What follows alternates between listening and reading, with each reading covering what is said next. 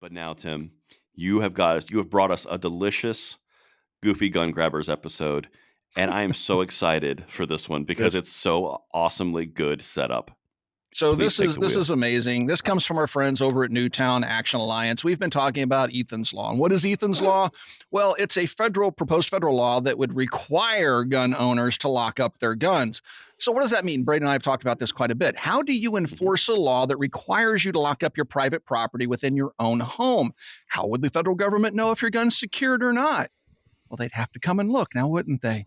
Matter of fact, they'd also have to know what gun you have and where you store it, so they can come and check to make sure it's being stored properly. Perhaps these people never heard of the Fourth and Fifth Amendments, but that's what Ethan's Law is all about. It's about registration, knowing what you got, forcing you to follow federal law and locking your gun up anytime. I don't even know. Anytime that you're in possession of it, it just has to be locked up. But so Newtown Alliance, this is what the anti-gunners do, right? They misrepresent things. And it's not just the left, folks. I want to give the Republicans and the right equal credit here, because they all are a bunch of liars, and the Republicans have done just as much damage to your 2A rights as the Democrats have over the years. That's very true. So, if not more. Right. But when they say things like, well, Ethan's Law, look, and this is what this little video talks about, we'll get into here in a moment. Look, this is how you secure your gun. Well, that's not what Ethan's Law is about, folks. They're making it about something else to try to get you to support it. This is like the Patriot Act under President Bush. It's patriotic. Support the Patriot Act. Let's just call it patriotism, like the Inflation Reduction Act, where we print trillions of dollars and screw the inflation even more. Let's call it the Patriot Act, where it's patriotic for us to spy on every phone call you make and read all your emails. Well, here they have just outright stupidity and misdirection to try to win over votes and support. And it says, we are sharing this video once again, this isn't their first time, for gun owners who think they can't access their guns if Ethan's Law passes. It takes seconds to unlock these gun safes, ! 76% of school shooters get their guns from their homes. Lock up your guns and keep all kids safe. And then it goes through, and this little video shows a guy showing you, look how easy I can get into my little gun safe here, which I have one by my own bed where my carry gun goes at night. Not the point, folks. Ethan's Law mandates you lock your gun up under penalty of law. And how does the government know where your gun is? That's the problem. This is disingenuous, and this is what they do. Oh, absolutely. May I borrow the wheel for a moment? Oh, please, have at it. Oh, thank you. Well, there's two things that jumped out here to me, and I find this absolutely just disingenuous is an amazing word for it. So they try to do two things here, and they try to obfuscate the points of what they're trying to pass, utilizing silly examples. Right? The first one, for example, and this is a masterclass in what they do. The first one was, oh my God. Guys, you're concerned that the guns won't be accessed easily and quickly. Well, here we've solved your concern. That was never a concern of mine on the planet when it came to Ethan's Law, ever.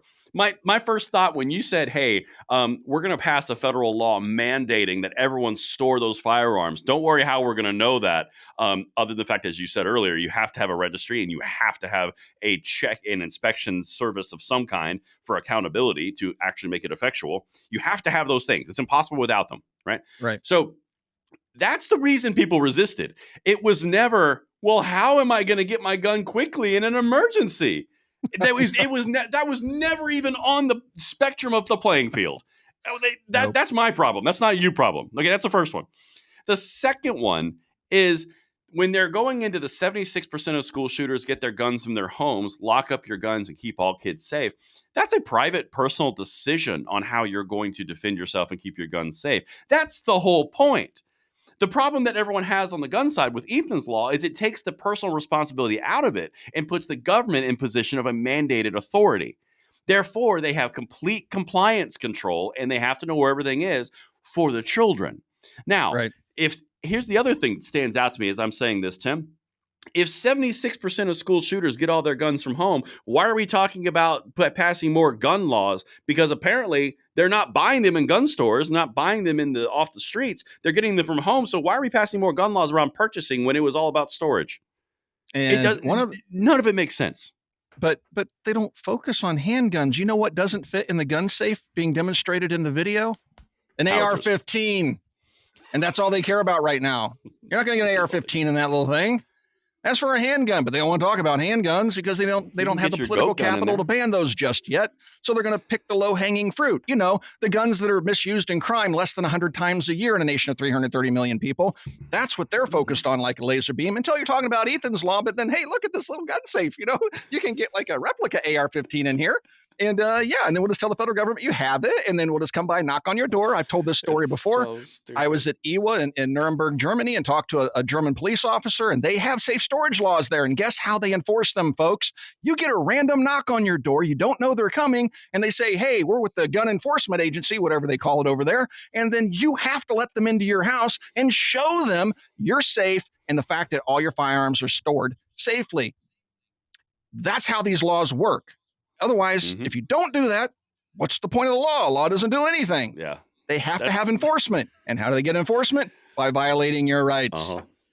That's one of my favorite things about what I do. And I genuinely, Tim, and I can say this on the bottom, I love what I do because I get to fight these people day in and day out. And nothing is new under the sun. That's one of my favorite things about what we do. So we have constitutionality principles. We have Second Amendment principles. We have all these principles that we know we do not violate. And that's our guiding principle. The left, on the gun controllers, there's nothing new under the sun that they can do that does not give away their end goals, right? So let me extrapolate a little bit further. It's not like they look around the world and they go, oh, there's no one else has done this before. How do we get to that point? And they always start to emulate that point. You've seen politicians in Democrat circles here say, oh, if only we could be like Australia. If only we had common sense like European nations. You know, if only X, Y, Z. And they always do this incrementalism, which you say all the time. They do this incrementalism of following and mimicking the steps, which are all going in the same direction, which if you just go a little further east, you get to full-on confiscation. The further east you go, the more confiscation you get.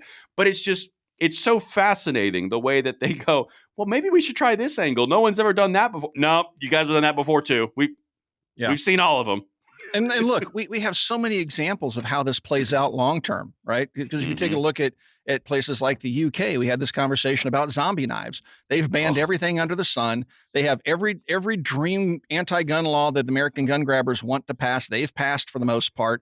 And now they're on to zombie knives. And what is a zombie knife? It's just a scary knife that has a sharp edge and a point. Yep. Possibly serrated, over 8 inches in total length, has some green on it. Yeah.